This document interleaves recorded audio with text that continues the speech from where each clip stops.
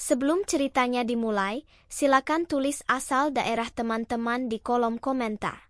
Dukung perkembangan channel ini dengan memberikan like dan subscribe, agar kami dapat terus menghadirkan cerita-cerita menarik. Berikutnya, pagi itu udara terasa cukup sejuk ketika matahari mulai memancarkan sinarnya menembus jendela kaca ruang keluarga. Mariska sudah bangun sejak subuh untuk merapikan seluruh isi rumah besar bergaya klasik tersebut. Ia baru saja selesai menyapu dan mengepel lantai-lantai marmer yang dingin. Setelah itu ia berdiri sejenak di depan cermin besar di sudut ruangan untuk merapikan letak hijabnya yang sedikit berantakan karena aktivitas fisik sejak pagi. Mariska menghela napas panjang dan berat. Ia berusaha mengumpulkan sisa-sisa tenaga dan kesabaran untuk menghadapi hari-hari yang selalu terasa menyiksa di rumah ini.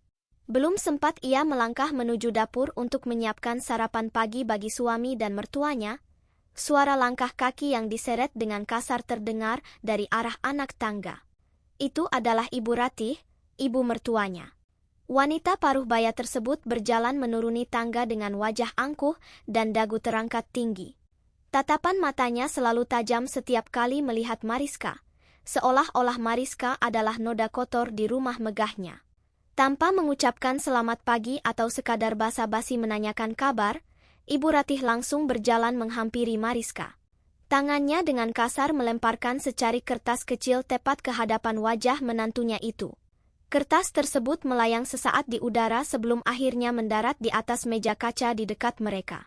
Mariska terkejut dan jantungnya berdebar cepat melihat sikap kasar tersebut. Ia menatap kertas itu dengan perasaan cemas yang langsung menyergap dadanya. Ibu Ratih kemudian melipat kedua tangannya di depan dada sambil menatap Mariska dengan pandangan sangat merendahkan. Dengan nada suara yang tinggi dan memerintah, Ibu Ratih menyuruh Mariska segera membaca isi kertas tersebut dan tidak membuang-buang waktu. Dengan tangan yang sedikit bergetar karena menahan perasaannya, Mariska mengambil kertas itu dan perlahan membukanya. Matanya langsung membelalak lebar saat membaca deretan tulisan tangan ibu mertuanya yang rapi namun membawa petaka. Di dalam kertas tersebut tertulis 15 menu masakan mewah yang harus disiapkan untuk acara makan malam besok malam. Ibu Ratih rupanya mengundang seluruh teman-teman arisannya untuk datang ke rumah. Menu-menu yang tertulis di sana sama sekali bukanlah makanan rumahan biasa yang mudah dan murah untuk dimasak. Di urutan pertama ada pesanan daging sapi kualitas paling tinggi yang harganya mencapai jutaan rupiah per kilogram. Selanjutnya ada udang laut raksasa yang harus dipanggang dengan bumbu khusus, nasi rempah dengan bahan campuran dari Timur Tengah, ikan salmon panggang utuh ukuran besar, hingga berbagai macam makanan penutup yang bahan bakunya sangat mahal. Mariska menelan ludahnya dengan susah payah. Ia tahu persis berapa harga semua bahan makanan mewah tersebut di pasar maupun di pasar swalayan. Total biayanya pasti akan mencapai belasan juta rupiah. Mariska memberanikan diri mengangkat wajahnya dan menatap mata ibu mertuanya. Dengan suara pelan dan bergetar, ia mencoba menjelaskan situasinya. Mariska berkata bahwa harga bahan-bahan makanan yang tertulis di kertas ini sangatlah mahal. Ia mencoba memberi pengertian bahwa uang belanja bulanan yang selama ini diberikan oleh suaminya sama sekali tidak akan cukup untuk membeli semua bahan masakan semewah itu. Mendengar penolakan halus dari Mariska, wajah Ibu Ratih seketika memerah menahan amarah yang meledak. Ia merasa harga dirinya diinjak-injak karena dibantah oleh seorang menantu yang selama ini hanya ia jadikan pembantu tanpa bayaran di rumahnya. Ibu Ratih mulai mencaci maki Mariska, menyebutnya sebagai perempuan tidak berguna yang tidak tahu cara menyenangkan hati keluarga suaminya. Belum sempat Ibu Ratih menyelesaikan kalimat makiannya, terdengar suara langkah kaki berat dari arah ruang tengah.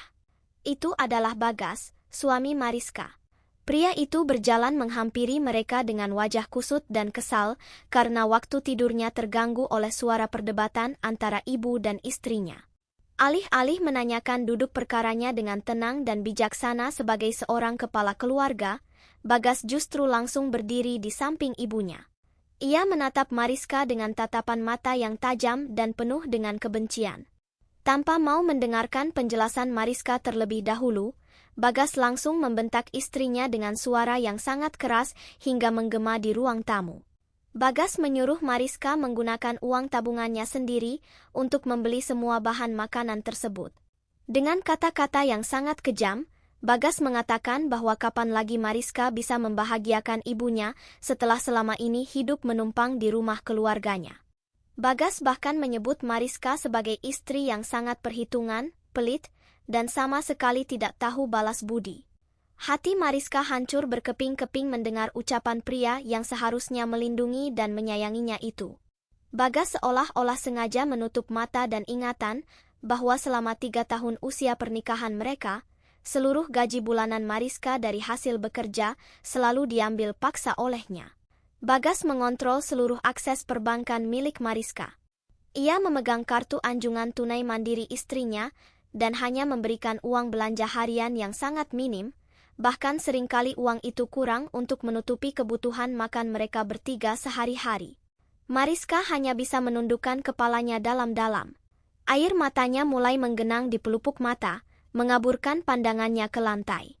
Ia tidak berani menjawab bentakan Bagas karena ia tahu persis bahwa melawan hanya akan memicu pertengkaran yang jauh lebih besar dan berujung pada kekerasan mental yang lebih menyiksa.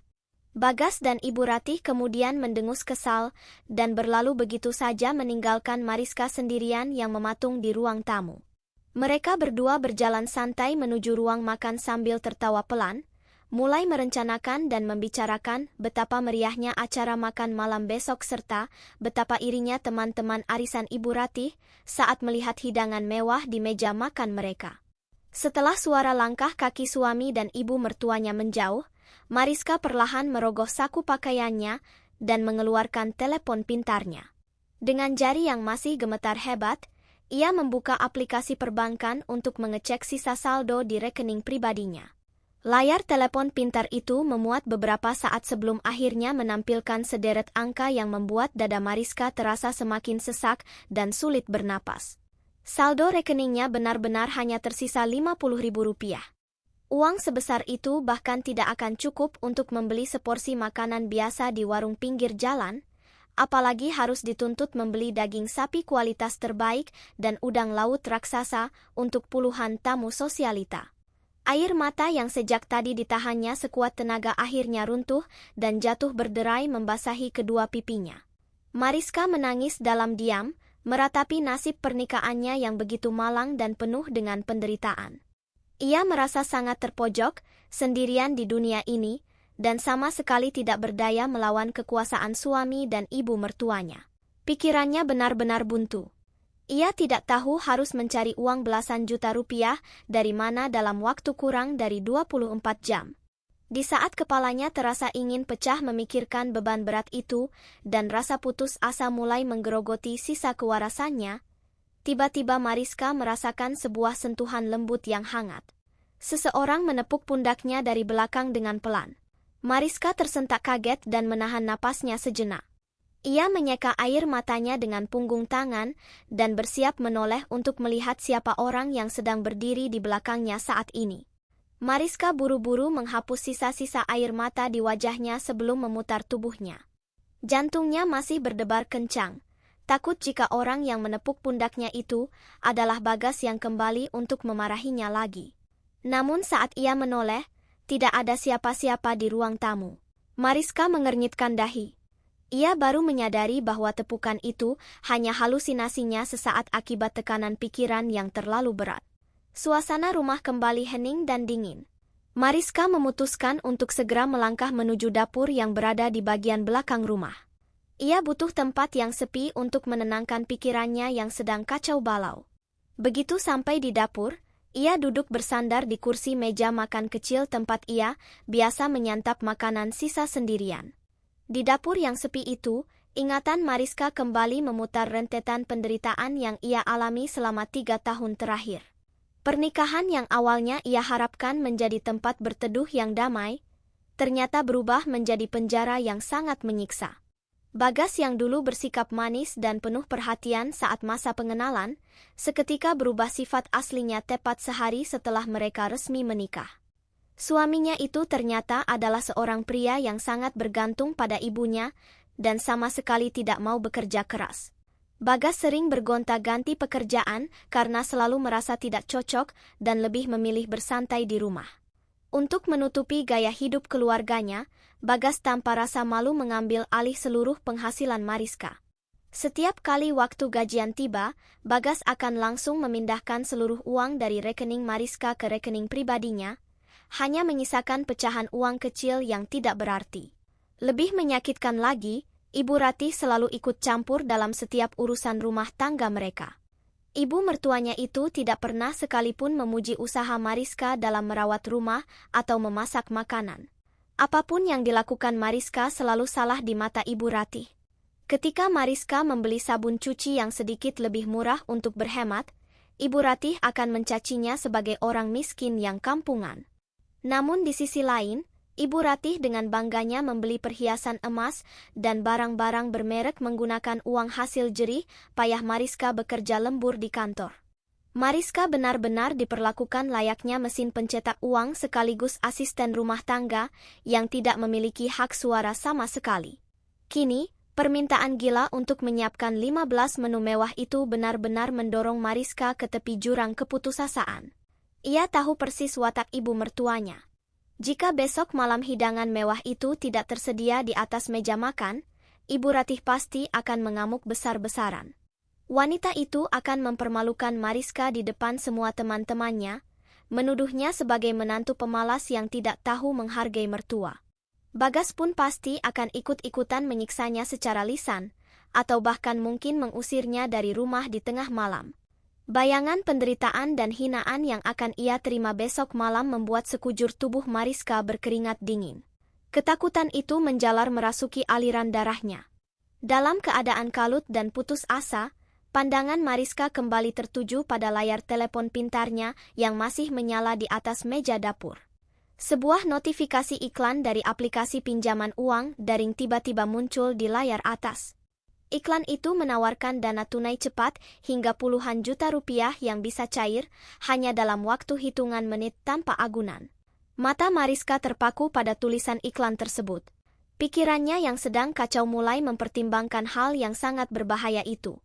Ia tahu dari berbagai berita bahwa meminjam uang dari aplikasi semacam itu sangatlah berisiko. Bunga yang ditawarkan sangat mencekik leher, dan cara penagihan mereka bisa sangat kasar jika pembayaran terlambat.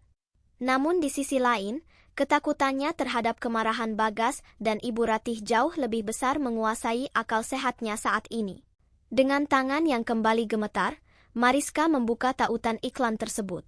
Ia mengunduh aplikasi pinjaman daring itu dan mulai mengisi data-data pribadinya. Ia memasukkan nama lengkap, nomor induk kependudukan, hingga mengunggah foto wajahnya. Jari telunjuknya melayang tepat di atas tombol bertuliskan ajukan pinjaman sekarang sebesar 15 juta rupiah. Napasnya memburu. Perang batin terjadi di dalam kepalanya. Jika ia menekan tombol ini, ia memang bisa menyelamatkan harga diri ibu mertuanya besok malam. Ia bisa membeli semua daging dan udang raksasa itu. Namun sebagai gantinya, ia akan masuk ke dalam jerat utang berbunga tinggi yang entah bagaimana caranya ia harus bayar nanti. Suaminya pasti lepas tangan dan tidak akan sudi membantunya melunasi utang tersebut. Hidupnya akan semakin hancur dan terpuruk. Air mata Mariska kembali menetes jatuh ke atas layar telepon pintarnya, mengaburkan tulisan di tombol ajukan pinjaman tersebut. Ia memejamkan mata rapat-rapat, mengumpulkan keberanian yang tersisa untuk mengambil keputusan terburuk dalam hidupnya. Mungkin ini satu-satunya cara agar aku bisa hidup tenang di rumah ini, setidaknya untuk sementara waktu, gumam Mariska di dalam hati dengan penuh rasa putus asa. Ia menarik napas panjang, bersiap menekan tombol persetujuan tersebut dan menyerahkan sisa hidupnya pada jeratan utang. Namun tepat pada detik sebelum ujung jari telunjuknya menyentuh permukaan layar telepon pintar, sebuah tangan keriput yang hangat tiba-tiba menjulur dari arah samping dan langsung merebut benda persegi panjang itu dari genggaman Mariska. Gerakan itu sangat cepat dan tak terduga. Orang itu kemudian mematikan layar telepon pintar tersebut dengan tegas lalu meletakkannya dengan posisi terbalik di ujung meja yang jauh dari jangkauan Mariska.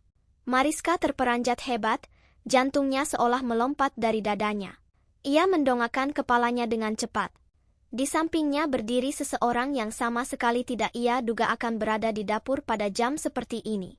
Orang tua itu menatap Mariska dengan pandangan mata yang dalam, menyimpan banyak arti yang sulit dijelaskan. Jangan pernah hancurkan masa depanmu demi orang-orang yang sama sekali tidak tahu diri, ucap suara berat dan tenang itu memecah kesunyian dapur. Mariska mengangkat wajahnya perlahan dengan napas yang masih tersengal akibat tangisannya sendiri. Matanya yang sembab menatap sosok pria paruh baya yang kini berdiri tepat di samping meja dapur. Pria itu adalah Pak Haris, ayah mertuanya. Wajah Pak Haris tampak tenang namun memancarkan gurat kelelahan yang sangat mendalam. Selama 3 tahun Mariska tinggal di rumah mewah ini, ayah mertuanya itu dikenal sebagai sosok yang sangat pendiam. Pak Haris jarang sekali ikut campur dalam urusan rumah tangga, selalu sibuk dengan urusan perusahaannya, dan lebih sering menghabiskan waktu di ruang kerjanya. Mariska nyaris tidak pernah berbicara panjang lebar dengan pria tersebut. Namun pagi ini, tatapan mata Pak Haris benar-benar berbeda dari biasanya. Ada sorot penyesalan sekaligus ketegasan yang luar biasa memancar dari kedua bola matanya. Pak Haris menarik sebuah kursi kayu di seberang Mariska dan duduk perlahan. Ia menatap menantunya itu dengan pandangan iba yang tulus. Tangan keriputnya bergeser mengamankan telepon pintar milik Mariska agar menantunya itu tidak lagi bisa menyentuh aplikasi pinjaman daring yang berbahaya tersebut. Mariska masih terdiam kaku, tidak menyangka bahwa ayah mertuanya ternyata memperhatikan semua kejadian di ruang tamu tadi. Ia merasa malu karena tertangkap basah sedang menangis dan hampir melakukan hal bodoh demi menutupi tuntutan tidak masuk akal dari keluarga suaminya. Mariska menundukkan kepalanya dalam-dalam, tidak berani membalas tatapan ayah mertuanya. Ia bersiap menerima teguran atau mungkin kemarahan, karena dianggap tidak becus mengurus keperluan acara makan malam yang diminta oleh Ibu Ratih. Namun dugaan Mariska sepenuhnya salah. Alih-alih memarahi, Pak Haris justru menghela napas panjang dan mulai berbicara dengan nada suara yang sangat lembut. Pria paruh baya itu meminta maaf atas nama dirinya sendiri karena selama ini memilih diam dan seolah menutup mata melihat penindasan yang terjadi di dalam rumahnya. Pak Haris mengaku bahwa ia sebenarnya mengetahui segala hal yang dilakukan oleh istri dan anak laki-lakinya terhadap Mariska. Ia tahu bahwa Bagas selalu merampas seluruh gaji bulanan Mariska. Ia juga tahu bahwa Ibu Ratih selalu memperlakukan Mariska layaknya seorang asisten rumah tangga rendahan tanpa bayaran. Selama ini Pak Haris memilih diam karena ia selalu berharap Bagas akan berubah menjadi pria yang lebih dewasa seiring berjalannya waktu pernikahan mereka. Namun harapannya ternyata sia-sia belaka. Sikap istri dan anak laki-lakinya justru semakin menjadi-jadi dan sama sekali tidak memiliki rasa kemanusiaan. Sambil terus berbicara dengan nada yang tenang, tangan Pak Haris merogoh ke dalam saku celana kainnya. Ia mengeluarkan sebuah bingkisan kertas memanjang yang tertutup sangat rapat. Pria itu kemudian berdiri dari kursinya dan berjalan mendekati Mariska. Tanpa ragu, Pak Haris memasukkan bingkisan kertas tersebut ke dalam salah satu saku celemek yang sedang dikenakan oleh Mariska. Mariska tersentak kaget merasakan benda asing masuk ke dalam saku celemeknya.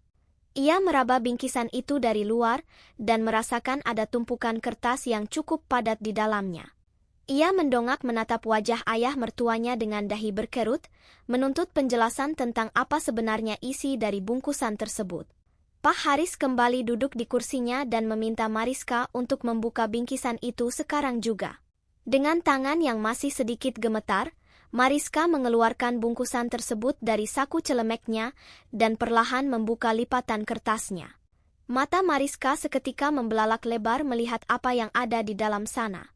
Di tumpukan paling atas terdapat sebuah tiket pesawat terbang menuju Pulau Bali. Bukan sembarang tiket, melainkan tiket untuk kursi kelas utama yang harganya pasti sangat mahal. Di bawah tiket tersebut, terdapat beberapa lembar kertas bukti pemesanan kamar di sebuah penginapan super mewah di pinggir pantai Bali untuk durasi menginap selama 5 hari penuh.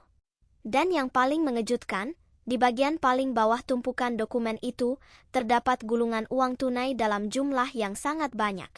Nominalnya lebih dari cukup untuk memenuhi semua kebutuhan hidup dan bersenang-senang selama berada di sana. Air mata Mariska kembali menetes, namun kali ini bukan karena kesedihan atau rasa putus asa. Ia merasa sangat kebingungan sekaligus terharu melihat kebaikan yang sama sekali tidak ia duga dari ayah mertuanya. Ia menatap Pak Haris dan bertanya dengan suara serak, untuk apa semua barang-barang mewah dan uang tunai ini diberikan kepadanya. Pak Haris tersenyum simpul, sebuah senyuman yang menyimpan rencana pembalasan yang sangat matang. Ia menjelaskan bahwa tiket dan uang itu adalah modal untuk Mariska membebaskan diri. Pak Haris menyuruh Mariska untuk pergi berlibur ke Bali meninggalkan rumah ini dan membiarkan istri serta anaknya menanggung akibat dari perbuatan jahat mereka selama ini. Ia meminta Mariska untuk tidak membelikan satupun bahan masakan yang tertulis di kertas pesanan Ibu Ratih. Biarkan mereka berdua merasa di atas angin, lalu hancurkan kesombongan mereka tepat di saat mereka merasa paling menang. Mariska menelan ludahnya mendengar rencana tersebut. Jantungnya berdebar sangat kencang. Ia mengusap air matanya dan bertanya kepada Pak Haris tentang bagaimana nasib acara makan malam penting yang sudah disombongkan oleh ibu mertuanya itu. Pak Haris menjawab dengan sangat tegas bahwa itu adalah tujuan utamanya. Ia ingin Ibu Ratih dan Bagas merasakan rasa malu yang luar biasa di hadapan semua teman-teman pergaulannya. Pak Haris ingin mereka berdua merasakan bagaimana rasanya jatuh dari tempat yang sangat tinggi setelah selama ini selalu menginjak-injak harga diri orang lain. Pria paruh baya itu berpesan agar Mariska tidak perlu mengkhawatirkan apapun. Pak Haris berjanji akan mengurus segala kekacauan yang terjadi nanti dan memastikan bahwa Bagas serta Ibu Ratih mendapatkan balasan yang sangat setimpal atas semua kejahatan mereka. Setelah memberikan penjelasan panjang lebar, Pak Haris bangkit dari tempat duduknya. Ia menepuk pundak Mariska sekali lagi, memberikan dorongan kekuatan agar menantunya itu berani mengambil langkah tegas untuk hidupnya sendiri. Pak Haris kemudian berjalan meninggalkan dapur, masuk kembali ke dalam ruang kerjanya seolah-olah tidak pernah terjadi percakapan apapun di antara mereka berdua. Mariska kini kembali sendirian di dapur yang sunyi. Ia menunduk menatap tumpukan tiket, bukti pemesanan, dan uang tunai di tangannya. Ia meraih tiket pesawat itu dan memperhatikan rincian jadwal penerbangannya dengan saksama. Waktu keberangkatan yang tertera di sana adalah pukul 2 siang esok hari, tepat pada hari di mana acara makan malam itu akan diselenggarakan. Acara makan malam sendiri baru akan dimulai pada pukul 5 sore. Itu artinya, pada saat para tamu penting mulai berdatangan ke rumah ini menuntut hidangan mewah, Mariska sudah berada tinggi di atas awan, terbang menjauh dari segala penderitaannya. Perlahan namun pasti, sebuah senyum dingin yang belum pernah ia perlihatkan sebelumnya mulai terukir jelas di wajah Mariska. 2 hari menjelang acara makan malam yang dinanti-nantikan oleh ibu mertuanya, Mariska menjalankan perannya dengan sangat sempurna. Alih-alih menunjukkan wajah murung atau memberontak seperti biasanya, ia justru menampilkan sikap kepatuhan yang luar biasa. Sejak pagi buta, Mariska sudah sibuk membersihkan seluruh sudut rumah. Ia menyapu dan mengepel lantai hingga mengkilap tanpa celah. Ia mengelap semua perabotan kayu dan pajangan kaca di ruang tamu hingga tidak ada setitik debu pun yang menempel. Tidak berhenti sampai di situ, ia mengeluarkan koleksi piring-piring keramik paling mahal milik Ibu Ratih dari dalam lemari pajangan, lalu mencucinya satu persatu dengan sangat hati-hati. Mariska menata piring-piring indah itu di atas meja makan besar, memadukannya dengan gelas-gelas kristal dan sendok garpu yang sudah ia gosok hingga berkilauan. Ia juga memasang taplak meja makan paling bagus yang hanya digunakan pada acara-acara sangat penting. Melihat pemandangan tersebut, Ibu Ratih yang baru saja bangun tidur langsung tersenyum lebar dengan penuh kebanggaan. Ia berjalan mengelilingi meja makan besar itu sambil mengangguk-anggukkan kepalanya tanda setuju. Ia merasa sangat puas melihat Mariska akhirnya menurut dan bekerja keras tanpa banyak mengeluh. Ibu Ratih kemudian duduk santai di kursi ruang tamu sambil menikmati teh hangat yang sudah disiapkan, sesekali melontarkan kalimat sindiran yang sangat tajam. Ia memuji kepatuhan Mariska namun dengan nada yang sangat merendahkan, menyebut bahwa memang sudah seharusnya seorang istri dan menantu yang menumpang hidup di rumah megah ini tahu diri dan mengabdi tanpa henti. Mariska yang sedang mengelap meja hanya menanggapi semua sindiran menyakitkan itu dengan anggukan pelan dan senyuman tipis sambil menjawab iya dengan nada patuh. Bagas yang baru pulang dari entah dari mana juga ikut-ikutan merasa bangga melihat pemandangan tersebut. Pria itu merasa bahwa bentakannya tempo hari telah berhasil menundukkan istrinya secara total. Bagas berjalan menghampiri Mariska yang sedang merapikan kursi meja makan. Dengan gaya yang sangat sombong, Bagas menepuk punggung istrinya dan mengatakan bahwa inilah tugas utama seorang istri yang baik. Bagas bahkan menyuruh Mariska untuk memastikan bahwa semua masakan mewah pesanan ibunya dimasak dengan bumbu terbaik dan tidak boleh ada kesalahan sedikit pun dalam penyajiannya. Mariska menghentikan pekerjaannya sejenak, menatap suaminya itu dengan tatapan yang sangat datar, lalu kembali mengangguk patuh. Di dalam hati, Mariska justru merasa geli melihat betapa butanya suami dan ibu mertuanya itu terhadap apa yang sebenarnya sedang terjadi. Mereka sama sekali tidak menyadari bahwa kepatuhan ini hanyalah ketenangan sebelum badai besar menghantam. Di balik sandiwara kepatuhan yang ia perangkan dengan sangat rapi, Mariska diam-diam telah melakukan persiapan kepergiannya. Pada malam harinya, ketika Bagas sudah tertidur pulas dan mendengkur keras di atas ranjang, Mariska menyelinap turun dari tempat tidur tanpa menimbulkan suara sedikit pun. Ia membuka lemari pakaiannya dan mengeluarkan koper ukuran sedang dari bagian paling bawah. Dengan pencahayaan yang remang-remang, Mariska mulai memasukkan pakaian-pakaian terbaiknya, perlengkapan mandi, dan barang-barang pribadinya ke dalam koper tersebut. Ini adalah pertama kalinya selama 3 tahun ia berkemas untuk dirinya sendiri, tanpa harus memikirkan kebutuhan suaminya. Setelah koper itu terisi penuh dan tertutup rapat, Mariska membawanya mengendap-endap melewati lorong rumah yang sepi menuju ke arah garasi. Ia menyembunyikan koper itu di balik tumpukan kardus bekas di sudut garasi yang gelap, tempat di mana tidak ada seorang pun yang akan menyadarinya. Sementara meja makan di ruang tengah tampak sangat megah dan siap menyambut para tamu penting, keadaan di dapur justru sangat bertolak belakang. Dapur itu memang bersih dan rapi karena telah disapu dan dipel oleh Mariska, namun sama sekali tidak ada tanda-tanda kehidupan di sana. Kulkas besar dengan 2 pintu yang berdiri di sudut dapur benar-benar dalam keadaan kosong melompong. Tidak ada daging sapi kualitas tinggi, tidak ada udang laut raksasa, tidak ada ikan salmon, apalagi bahan-bahan pembuat kue penutup. Mariska sengaja mencuci bersih bagian dalam kulkas itu dan mengosongkannya. Ia sama sekali tidak mengeluarkan uang sepeser pun dari rekeningnya maupun menggunakan uang pemberian Pak Haris untuk membeli bahan makanan pesanan ibu mertuanya. Mariska membiarkan dapur itu kosong, dingin dan sunyi, menyimpannya sebagai kejutan utama untuk acara besok malam. Keesokan paginya, tepat pada hari di mana acara makan malam itu akan diselenggarakan, suasana rumah sudah terasa sangat sibuk. Ibu Ratih mondar-mandir di ruang tengah memberikan perintah kepada tukang kebun untuk merapikan tanaman hias di teras depan. Bagas duduk di sofa sambil menonton televisi, sesekali tertawa keras melihat acara hiburan pagi.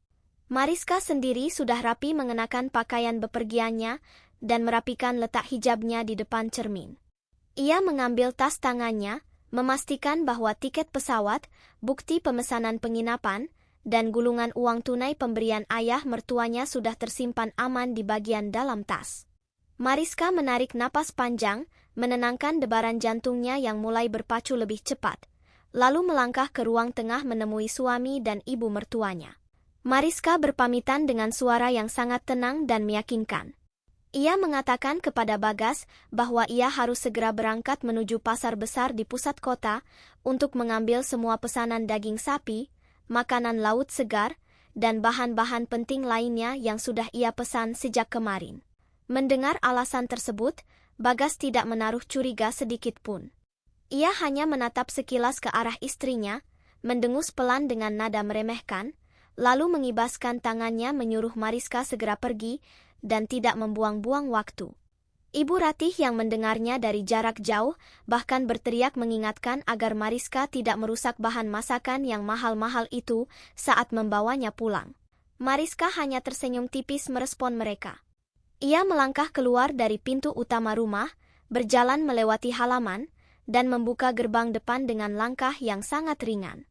Begitu berada di luar pagar, ia sama sekali tidak berjalan menuju pangkalan angkutan umum atau mencari kendaraan yang mengarah ke pasar besar. Langkah kakinya justru berbelok menuju jalan utama, menunggu taksi yang sudah ia pesan secara daring dari kejauhan untuk membawanya pergi jauh dari tempat ini. Mariska berjalan dengan langkah cepat dan pasti menuju pintu samping garasi yang tidak terkunci. Tanpa menimbulkan suara sedikit pun, ia menarik gagang koper yang sudah ia sembunyikan semalam dari balik tumpukan kardus bekas. Sebuah taksi daring yang sudah ia pesan sebelumnya baru saja berhenti tepat di depan pagar rumah. Pengemudi taksi itu turun dengan sigap dan membantu Mariska memasukkan koper tersebut ke dalam bagasi mobil. Mariska segera masuk ke dalam taksi dan menutup pintu dengan rapat. Ia meminta pengemudi untuk segera melajukan kendaraannya menuju bandar udara secepat mungkin. Saat mobil perlahan menjauh dari pekarangan rumah megah tersebut, Mariska menoleh ke belakang menatap bangunan besar yang selama 3 tahun ini menjadi saksi bisu penderitaannya. Ada perasaan lega yang luar biasa menjalar di dadanya. Ia tersenyum tipis, menyadari bahwa ia tidak akan pernah menginjakkan kakinya lagi di rumah yang penuh dengan kenangan buruk dan orang-orang yang sangat jahat itu.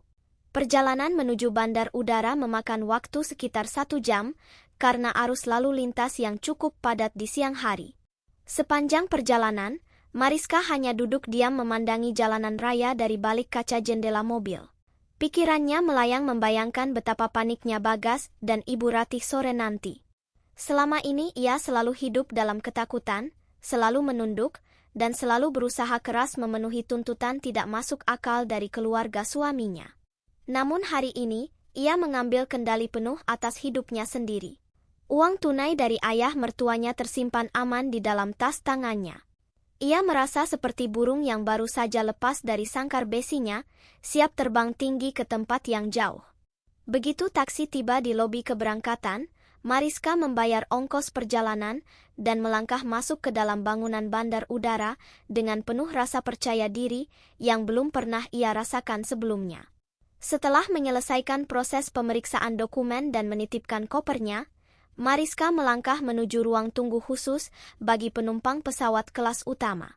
Ruangan itu sangat mewah, tenang, dan jauh dari hiruk-pikuk keramaian calon penumpang lainnya. Lantainya dilapisi karpet tebal yang empuk, sofa-sofa besar yang nyaman tertata rapi di setiap sudut, dan alunan musik instrumental terdengar sayup-sayup menenangkan pikiran.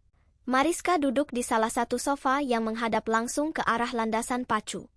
Ia memanggil pelayan yang sedang bertugas dan memesan secangkir kopi hangat kualitas terbaik, lengkap dengan sepotong kue kering sebagai pelengkap. Selama bertahun-tahun menikah dengan Bagas, ia tidak pernah berani mengeluarkan uang untuk sekadar menikmati minuman enak di luar rumah karena semua gajinya dirampas. Kini, ia bisa menikmati fasilitas mewah itu tanpa harus merasa bersalah atau takut dimarahi. Ketika pesanan kopinya datang, Mariska menghirup aroma harum dari minuman hangat tersebut. Rasanya sangat nikmat, perpaduan antara pahitnya biji kopi pilihan dan manisnya susu segar. Ia menyesapnya perlahan sambil menikmati pemandangan pesawat terbang yang bersiap lepas landas dari balik dinding kaca raksasa. Sesekali ia meraba tas tangannya, memastikan bahwa tiket pesawat dan uang pemberian ayah mertuanya masih berada di tempat yang aman.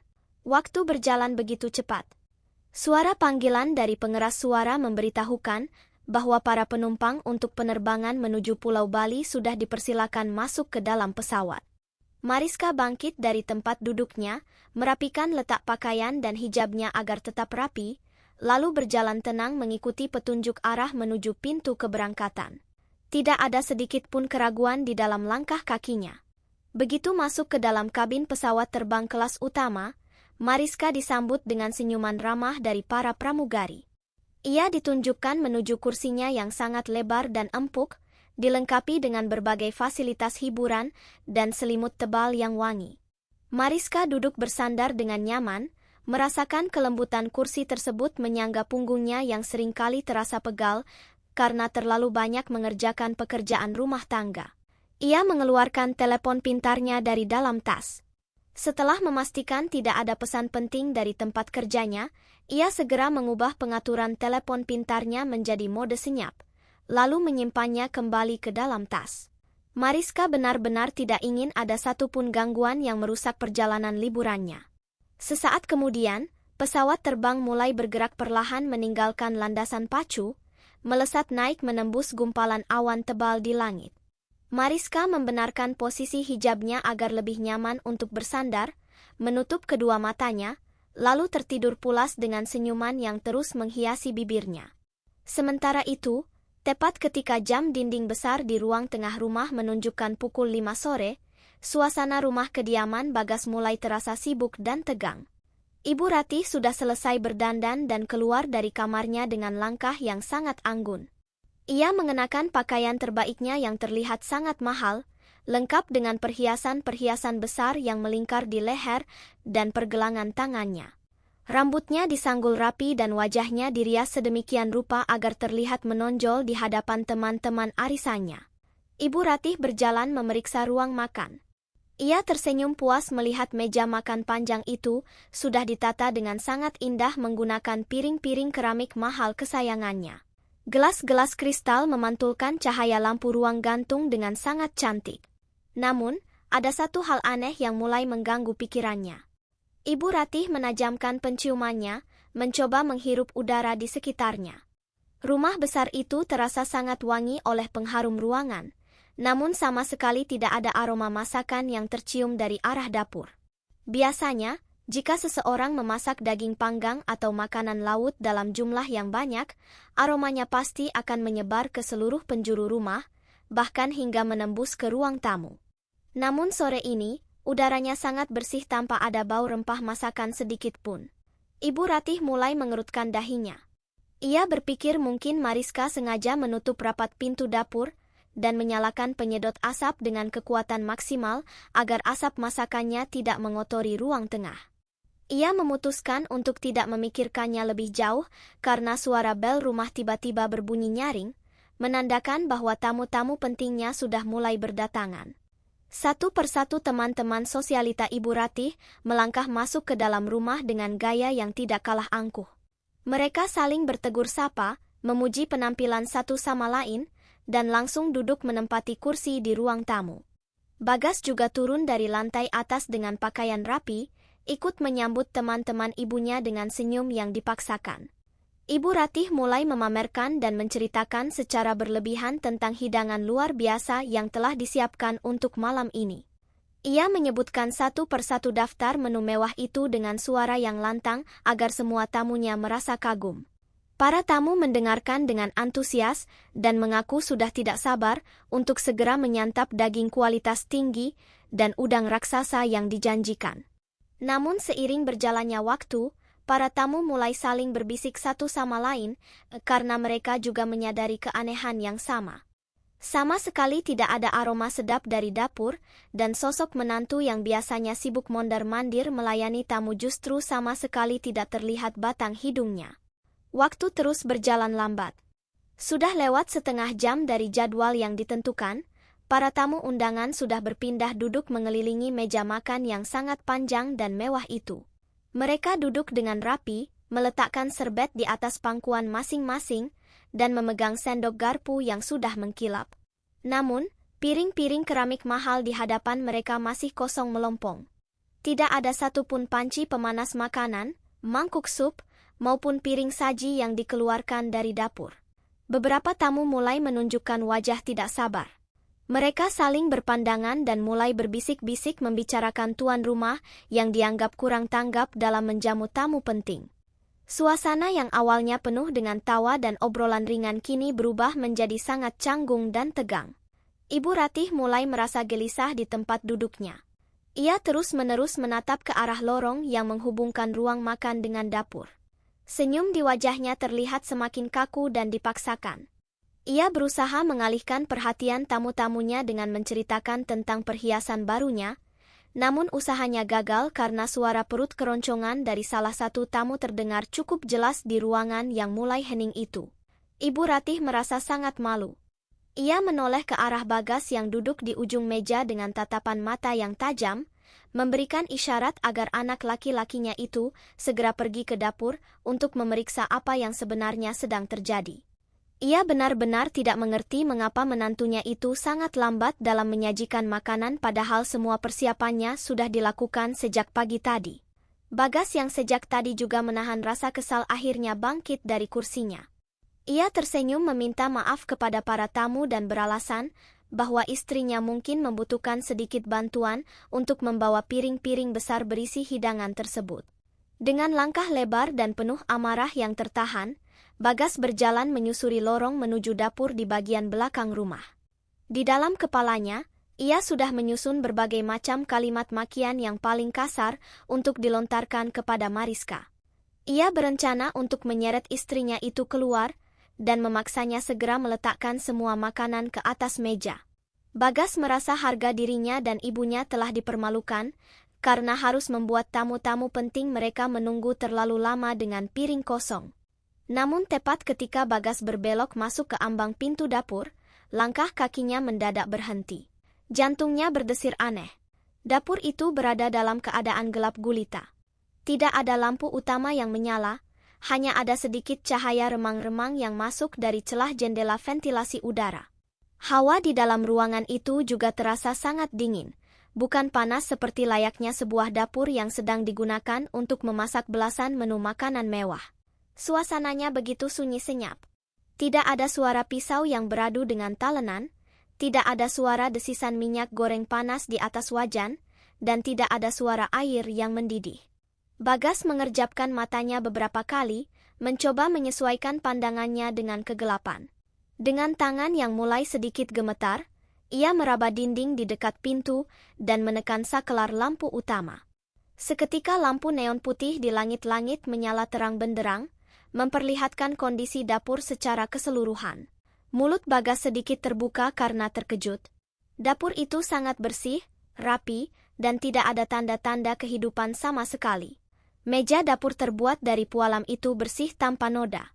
Kompor gas 4 tungku terlihat mengkilap dan dingin, tanda bahwa kompor itu tidak pernah dinyalakan sama sekali sejak pagi. Tidak ada satupun panci kotor di bak cuci piring.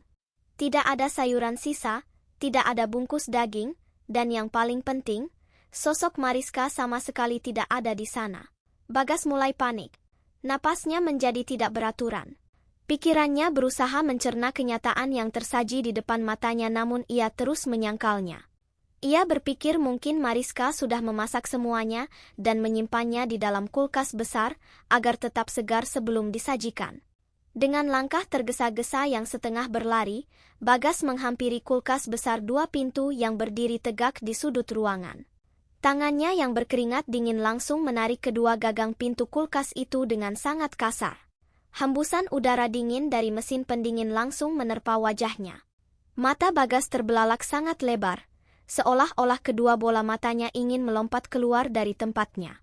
Kulkas berukuran besar itu benar-benar kosong melompong. Tidak ada daging kualitas tinggi, tidak ada makanan laut, tidak ada satupun bahan masakan yang ibunya pesan. Bagian dalam kulkas itu hanya berisi deretan rak kaca yang bersih. Di tengah-tengah rak paling atas, hanya ada sebuah botol plastik berisi air mineral. Dan tepat di sebelah botol air mineral tersebut, tergeletak sepucuk surat kecil dari kertas putih yang dilipat rapi. Tangan Bagas gemetar hebat saat ia mengambil surat kecil itu. Jantungnya berdetak sangat kencang hingga dadanya terasa sakit. Ia membuka lipatan kertas itu perlahan-lahan, berharap ini semua hanyalah mimpi buruk atau sebuah lelucon yang tidak lucu. Namun tulisan tangan rapi yang tertera di sana adalah tulisan tangan istrinya. Kalimat singkat di dalam surat itu bagaikan petir yang menyambar tepat di atas kepalanya. Di sana tertulis dengan tinta hitam yang sangat jelas berbunyi, "Silakan masak kesombongan kalian sendiri." Bagas menelan ludahnya yang terasa sepahit empedu. Kakinya seketika terasa sangat lemas seperti jeli, tidak mampu menopang berat badannya sendiri.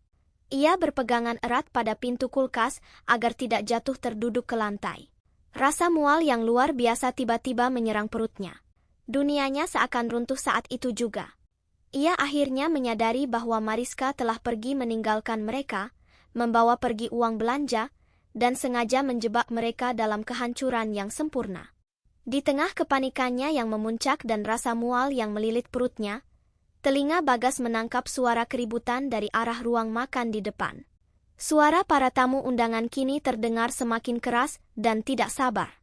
Terdengar teriakan lantang dari salah satu teman ibunya yang menggema di seluruh ruangan rumah. Tamu itu berteriak memanggil nama ibunya, mengeluh menanyakan di mana hidangan daging pesanan mereka, dan mengatakan bahwa mereka semua sudah sangat kelaparan menunggu hal yang tidak pasti.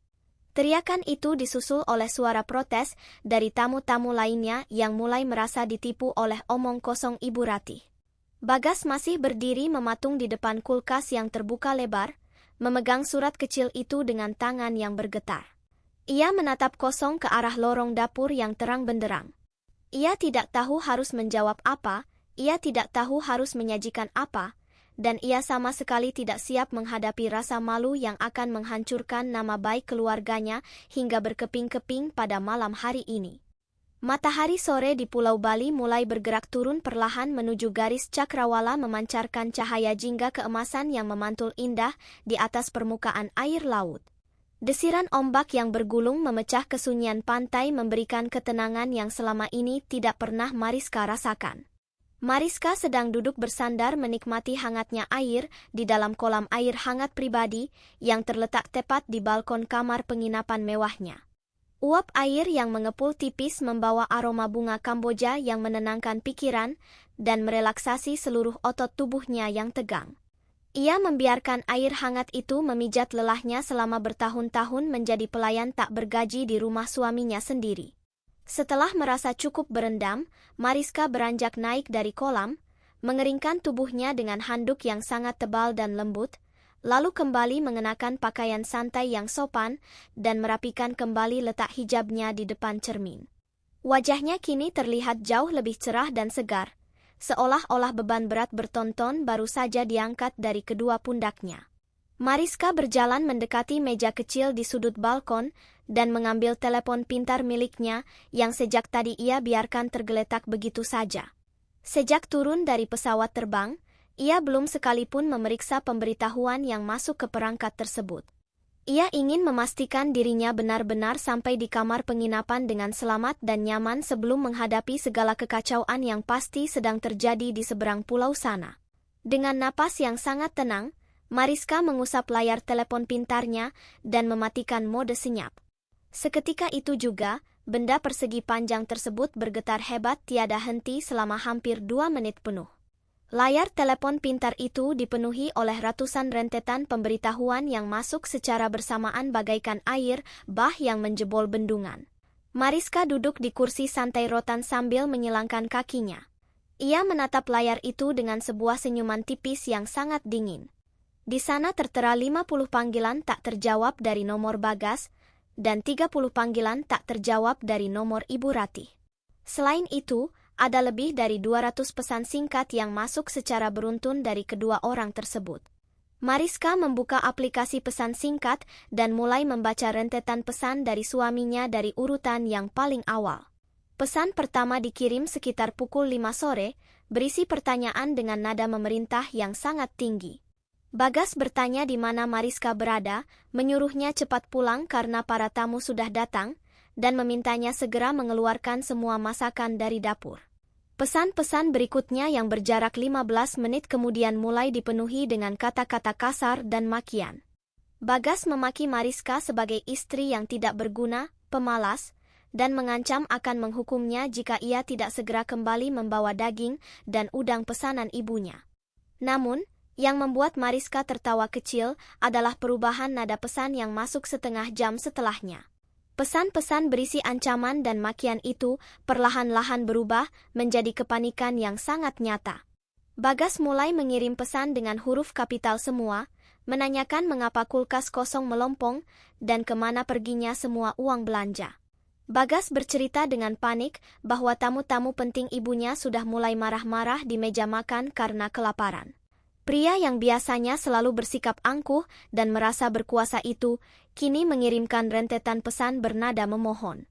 Bagas mengemis agar Mariska setidaknya memesankan makanan matang secara daring dari restoran terdekat untuk menyelamatkan wajah ibunya di depan para tamu. Bagas berjanji tidak akan memarahi Mariska asalkan Mariska mau membayarkan makanan tersebut, sekarang juga karena ia dan ibunya sama sekali tidak memiliki uang tunai atau saldo di rekening mereka untuk membeli makanan dalam jumlah banyak. Mariska beralih membuka pesan dari Ibu Ratih. Isi pesan ibu mertuanya tidak jauh berbeda, diawali dengan perintah sombong lalu diakhiri dengan ratapan memalukan. Ibu Ratih mengetik pesan panjang lebar mengatakan bahwa harga dirinya sedang dipertaruhkan. Ibu mertuanya itu bahkan memohon-mohon, menyebut Mariska sebagai menantu kesayangan, dan memintanya untuk segera pulang membawa makanan apa saja asalkan tamu-tamunya bisa makan. Mariska menggelengkan kepalanya perlahan membaca semua kepalsuan tersebut. Begitu mudahnya mereka mengubah sikap dan kata-kata saat mereka sedang dalam posisi terdesak. Selama 3 tahun Mariska menangis dan memohon agar diperlakukan layaknya seorang manusia. Mereka hanya tertawa dan terus menyiksanya. Kini, hanya dalam waktu beberapa jam saja, mereka langsung bertekuk lutut mengemis bantuan kepadanya. Mariska meletakkan telepon pintarnya di atas meja dan kembali menatap ke arah laut lepas. Ia merenungkan betapa rapuhnya kesombongan keluarga suaminya itu. Mereka selalu bertingkah seolah-olah mereka adalah keluarga kaya raya yang terpandang, selalu memakai barang-barang bermerek, dan memandang rendah orang lain. Namun pada kenyataannya, kehidupan mewah mereka hanyalah sebuah cangkang kosong yang didanai oleh darah dan keringat Mariska. Begitu Mariska mencabut dukungan keuangannya dan pergi menjauh, bangunan kesombongan mereka langsung runtuh tak bersisa hanya dalam waktu 1 malam. Mariska merasa sangat bersyukur karena ayah mertuanya telah membukakan jalan keluar ini untuknya.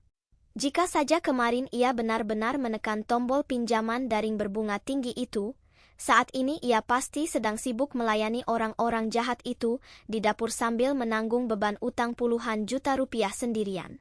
Tiba-tiba, layar telepon pintar di atas meja kembali menyala terang diikuti suara dering panggilan masuk yang sangat nyaring. Itu adalah panggilan ke-51 dari Bagas. Mariska membiarkan telepon pintarnya berdering selama beberapa saat, menikmati perasaan memegang kendali penuh atas situasi ini. Dulu, setiap kali nomor suaminya muncul di layar, jantung Mariska pasti akan berdebar ketakutan, karena ia tahu hanya ada bentakan dan perintah yang menunggunya di ujung sana.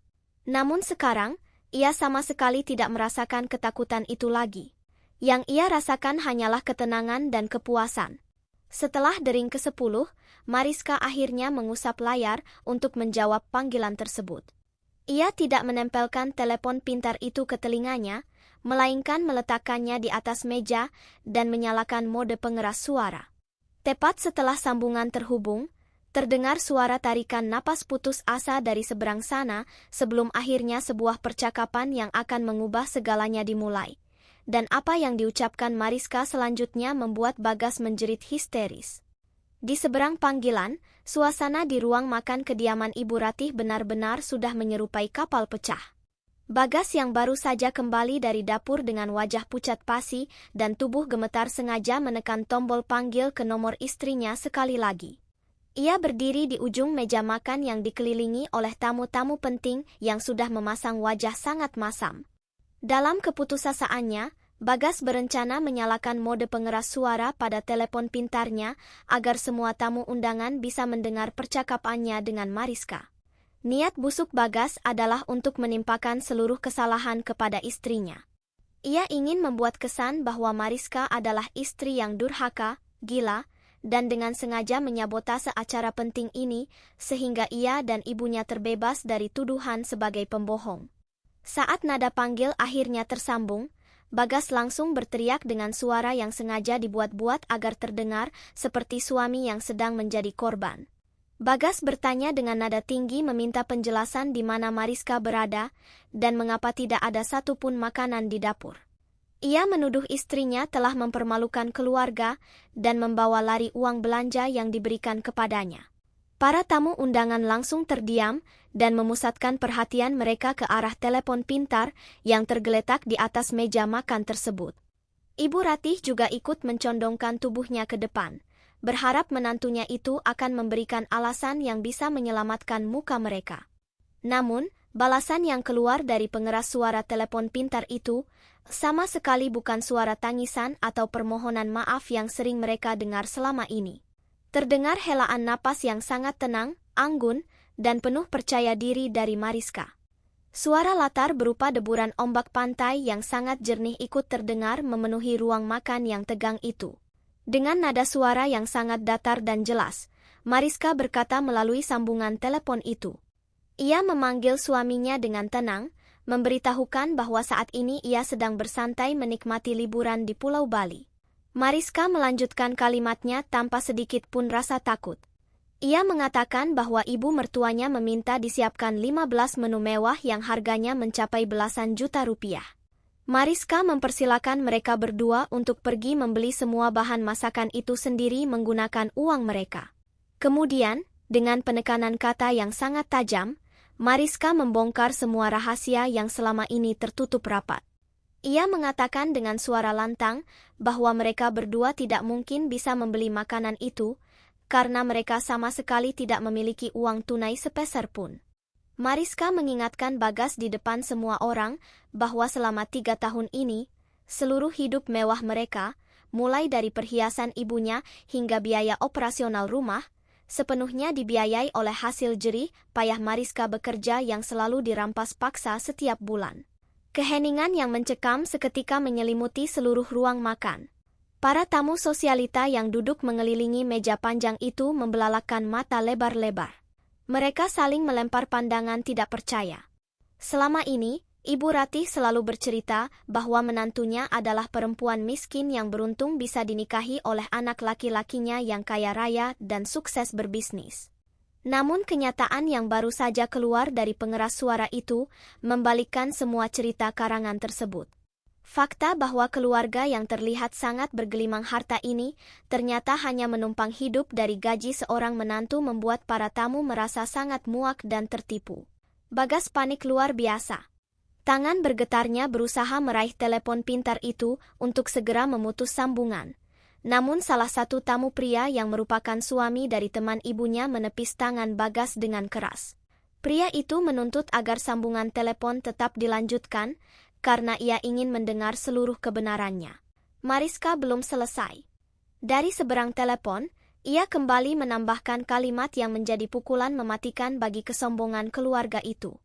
Ia memberitahukan kepada semua tamu yang mendengarkan bahwa kulkas di rumah itu sengaja ia kosongkan agar mereka semua tahu bahwa tanpa uang dari Mariska, keluarga Bagas bahkan tidak mampu membeli sepiring nasi sekalipun. Mariska kemudian mengucapkan selamat menikmati hidangan kesombongan yang sudah disajikan dan langsung memutuskan sambungan telepon secara sepihak. Nada putus berbunyi berulang-ulang, menggema di ruang makan yang kini terasa sangat panas dan penuh dengan tatapan kebencian dari para tamu undangan. Ibu Ratih mencoba membuka mulutnya untuk menyangkal semua perkataan menantunya. Ia tertawa sumbang, mencoba mengatakan bahwa istrinya Bagas sedang mengalami gangguan jiwa dan sedang meracau tidak jelas. Namun tamu-tamu itu bukanlah orang bodoh. Mereka melihat sendiri bukti nyata bahwa tidak ada makanan yang disajikan, tidak ada asisten rumah tangga, dan melihat bagaimana Bagas pucat berkeringat dingin ketakutan.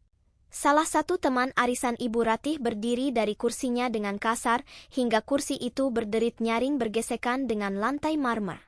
Wanita itu menunjuk tepat ke depan wajah Ibu Ratih, mengumpat dengan kata-kata yang sangat pedas. Ia menyebut Ibu Ratih sebagai penipu besar yang tidak tahu malu, keluarga miskin yang sok kaya, dan parasit yang memeras keringat menantunya sendiri. Wanita itu menyatakan merasa sangat jijik pernah berteman dan menginjakkan kaki di rumah yang penuh dengan kebohongan ini. Satu persatu tamu undangan mulai berdiri dari kursi mereka. Mereka melemparkan serbet makan ke atas piring kosong di hadapan mereka dengan perasaan marah. Beberapa dari mereka ikut melontarkan sumpah serapah kepada Bagas, menyebutnya sebagai laki-laki pengangguran yang tidak berguna dan memalukan martabat laki-laki. Mereka berjalan berbondong-bondong keluar dari ruang makan menuju pintu utama rumah. Ibu Ratih berusaha mengejar mereka, memegang lengan teman-temannya sambil menangis dan memohon agar mereka tidak pergi dan tidak menyebarkan berita memalukan ini ke lingkaran pergaulan mereka. Namun para tamu itu menepis tangan Ibu Ratih dengan sangat kasar, memandangnya dengan tatapan jijik seolah ia adalah penyakit menular. Suara bantingan pintu utama yang ditutup dengan keras dari luar menjadi penanda bahwa acara makan malam itu telah hancur lebur tanpa sisa. Ibu Ratih tidak kuat lagi menanggung rasa malu yang teramat sangat besar. Jantungnya berdebar tidak karuan, pandangannya mendadak gelap. Napasnya tersengal-sengal melihat kehancuran reputasi sosial yang selama ini ia bangun dengan kebohongan. Kakinya kehilangan tenaga, tubuhnya terhuyung ke belakang, dan ia pun jatuh pingsan di atas lantai marmer ruang tengah yang dingin. Bagas yang melihat ibunya pingsan langsung menjerit histeris memanggil nama ibunya. Ia berlari menghampiri ibunya yang tergeletak tidak sadarkan diri, mencoba menepuk-nepuk pipi wanita paruh baya itu dengan tangan yang gemetar. Bagas menangis meraung-raung, menyadari bahwa hidupnya kini telah hancur berantakan. Namun, penderitaan dan mimpi buruk Bagas pada malam itu ternyata belum mencapai puncaknya. Dari arah ruang kerja di lantai bawah, ayah mertua Mariska, Pak Haris, tiba-tiba berjalan keluar dan berdiri tegap menghadap anak laki-lakinya. Wajah Pak Haris terlihat sangat mengeras, rahangnya terkatup rapat menahan amarah yang sudah dipendam bertahun-tahun. Dan di tangan kanannya, ia memegang sebuah map dokumen penting yang siap menghancurkan sisa hidup Bagas malam itu juga. Suasana di dalam ruang tengah rumah megah itu mendadak berubah menjadi sangat mencekam dan menakutkan. Suara tangisan Bagas yang meraung-raung memeluk tubuh ibunya yang masih jatuh pingsan di atas lantai marmer bergema memantul ke seluruh dinding ruangan. Di tengah kepanikan dan keputusasaan yang melanda anak laki-lakinya, Pak Haris melangkah keluar dari ruang kerjanya dengan ketenangan yang justru terasa sangat mematikan. Pria paruh baya itu sama sekali tidak menunjukkan raut wajah khawatir saat melihat istrinya tergeletak tidak sadarkan diri. Langkah kakinya terdengar mantap dan tegas, membelah kesunyian yang tersisa setelah kepergian para tamu undangan yang marah besar. Pak Haris berjalan menghampiri meja makan yang kini dipenuhi oleh piring-piring kosong dan serbet yang berserakan berantakan. Ia berdiri tegap di sana, menatap dingin ke arah Bagas yang sedang menatapnya dengan wajah penuh air mata dan keringat ketakutan. Bagas yang melihat ayahnya keluar dari ruang kerja langsung merasa menemukan secercah harapan. Ia memohon dengan suara bergetar agar ayahnya segera membantu mengangkat ibunya dan membawanya ke rumah sakit terdekat. Bagas meratap mengatakan bahwa ibunya pingsan karena perbuatan kejam Mariska yang telah merusak acara makan malam mereka. Namun, alih-alih mengulurkan tangan untuk menolong istri dan anaknya, Pak Haris justru melemparkan sebuah map dokumen yang sejak tadi ia pegang ke atas meja makan. Suara bantingan map tersebut terdengar sangat keras, menghentikan tangisan Bagas seketika. Pak Haris menatap anak laki-lakinya itu dengan pandangan yang penuh dengan kekecewaan mendalam dan rasa muak yang sudah tidak bisa lagi ditahan. Ia mengatakan dengan suara berat bahwa semua kehancuran malam ini bukanlah kesalahan Mariska, melainkan akibat dari kesombongan dan kebusukan hati Bagas beserta ibunya sendiri yang selama ini selalu merasa berkuasa di atas penderitaan orang lain. Dengan tangan yang menunjuk tajam ke arah map dokumen di atas meja, Pak Haris mulai membongkar semua rahasia kelam yang selama ini disembunyikan rapat-rapat oleh Bagas. Pak Haris menjelaskan bahwa di dalam map tersebut berisi seluruh bukti tagihan utang rahasia Bagas dari berbagai pihak. Selama bertahun-tahun, Bagas selalu berbohong mengatakan bahwa ia sedang membangun bisnis baru yang membutuhkan banyak modal. Namun kenyataannya, Bagas menggunakan nama perusahaan keluarga untuk meminjam uang dalam jumlah yang sangat besar, hanya demi menutupi gaya hidup mewahnya dan kebiasaan buruknya menghambur-hamburkan uang di luar rumah. Pak Haris membeberkan fakta bahwa Bagas tidak pernah sekalipun menghasilkan uang dari keringatnya sendiri. Semua tagihan yang jatuh tempo selama ini diam-diam ditutupi oleh Bagas dengan cara memotong dan merampas seluruh gaji bulanan Mariska tanpa sisa sedikit pun. Mendengar semua kebohongannya dibongkar habis-habisan oleh ayah kandungnya sendiri, wajah Bagas berubah menjadi sepucat mayat. Matanya terbelalak lebar menatap map dokumen itu dengan tubuh yang bergetar semakin hebat. Ia tidak menyangka bahwa ayahnya yang selama ini terlihat diam dan tidak peduli ternyata mengetahui segala perbuatan busuknya secara sangat terperinci.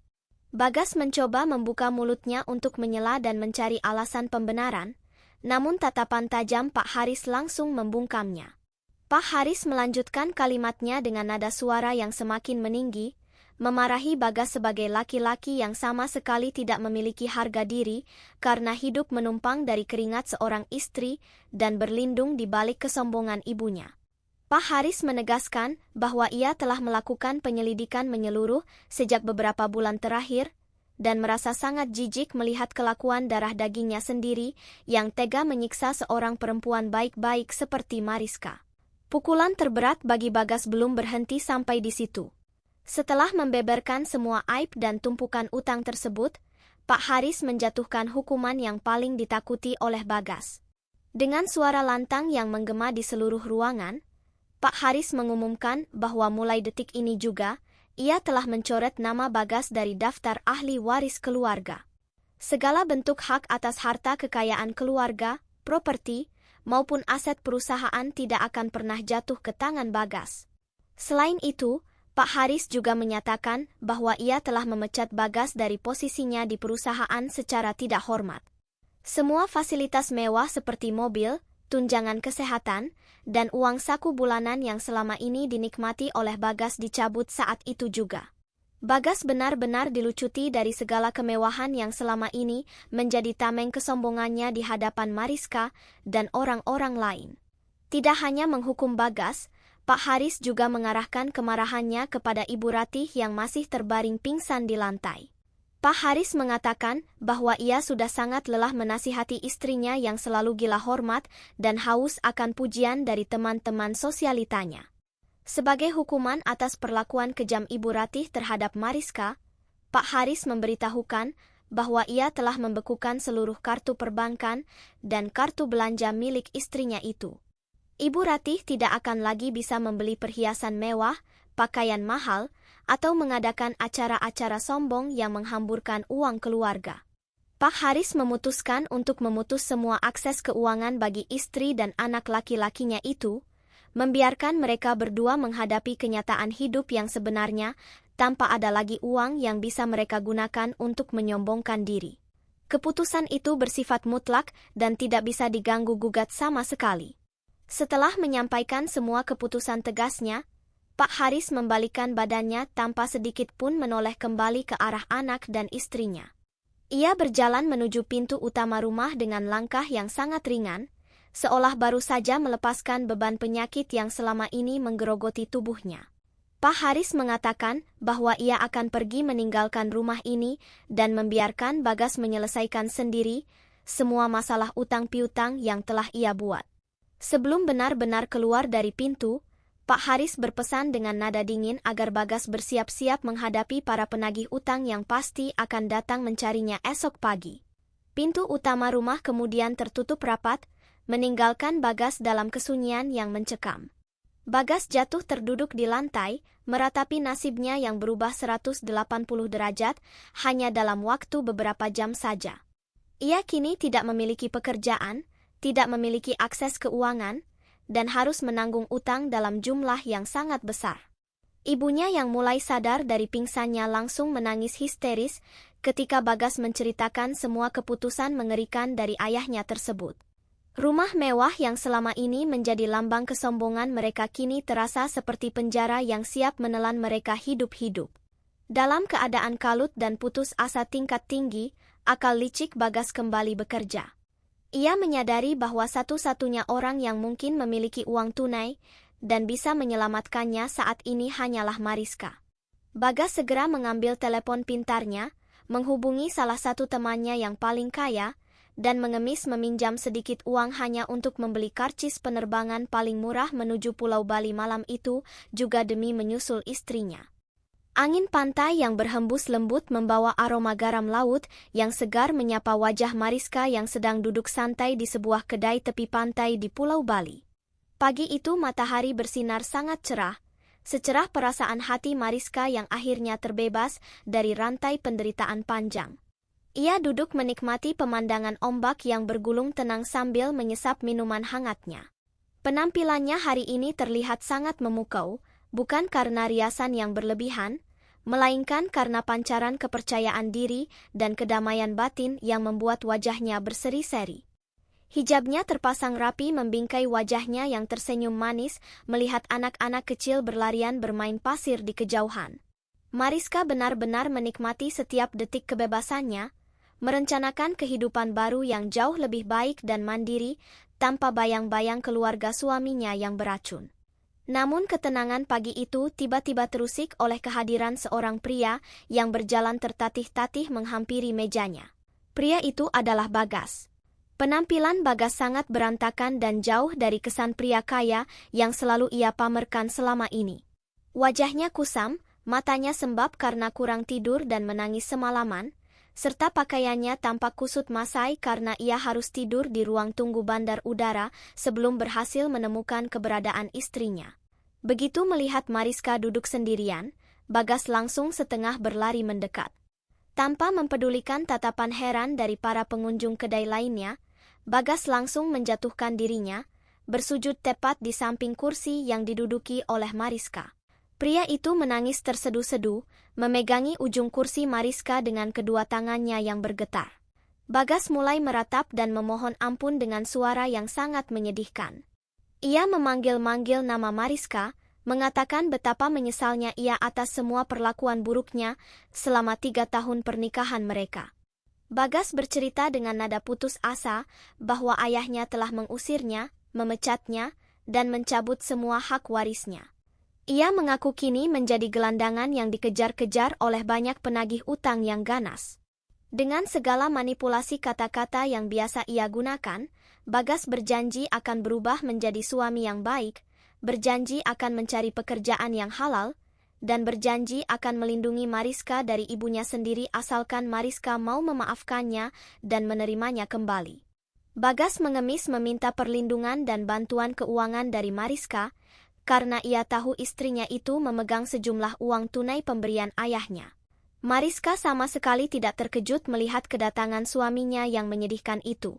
Ia tidak menunjukkan reaksi panik, marah, atau bahkan iba sedikit pun. Mariska hanya menatap pria yang sedang bersujud di sampingnya itu dengan pandangan yang sangat datar dan dingin. Tidak ada lagi sisa-sisa cinta atau rasa hormat di dalam hatinya untuk pria pengecut tersebut. Mariska membiarkan Bagas menangis dan meratap selama beberapa menit hingga pengunjung kedai mulai berbisik-bisik membicarakan mereka. Dengan gerakan yang sangat anggun dan tenang, Mariska meletakkan cangkir minumannya ke atas meja. Ia kemudian membuka tas tangannya secara perlahan dan mengeluarkan sebuah map dokumen yang sudah ia siapkan jauh-jauh hari sebelum kejadian malam panjang yang menghancurkan keluarga itu. Mariska melemparkan map dokumen itu tepat ke hadapan wajah Bagas yang masih bersujud. Bagas mendongakkan kepalanya dengan perlahan, menatap dokumen itu dengan pandangan bingung sekaligus penuh harap, mengira bahwa itu adalah dokumen bantuan keuangan atau cek tunai. Namun saat ia membaca judul yang tertera di halaman depan dokumen tersebut, napas Bagas seakan terhenti seketika.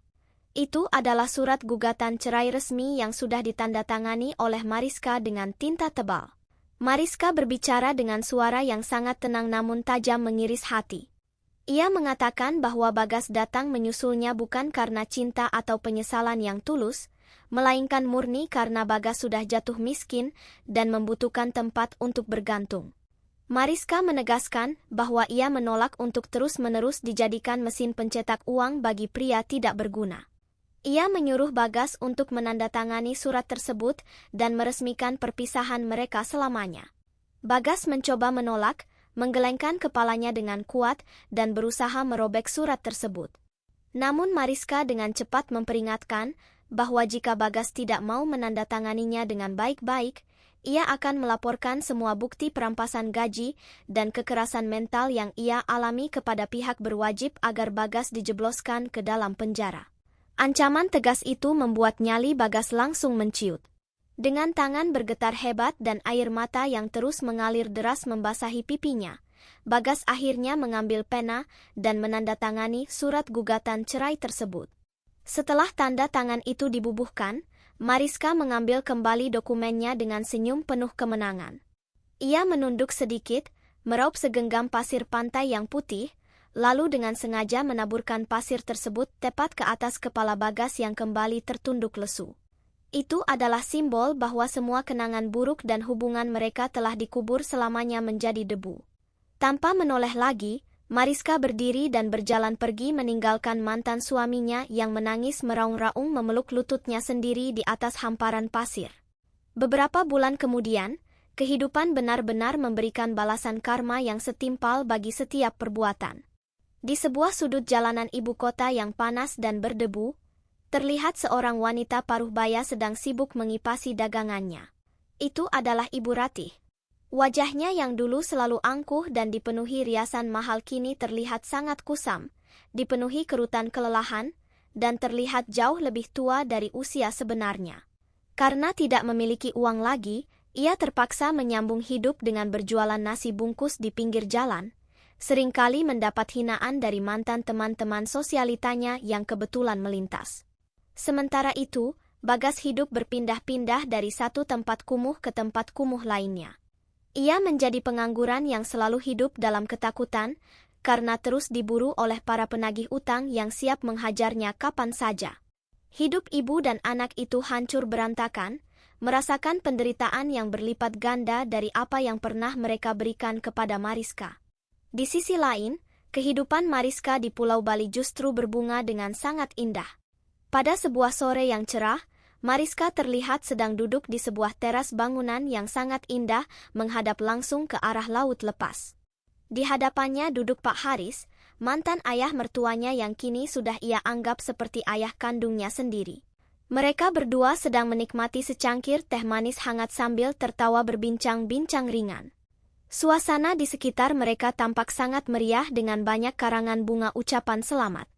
Hari itu adalah hari perayaan pembukaan rumah makan baru milik Mariska, sebuah usaha impian yang selama ini ia cita-citakan dan akhirnya berhasil terwujud berkat bantuan modal dari Pak Haris.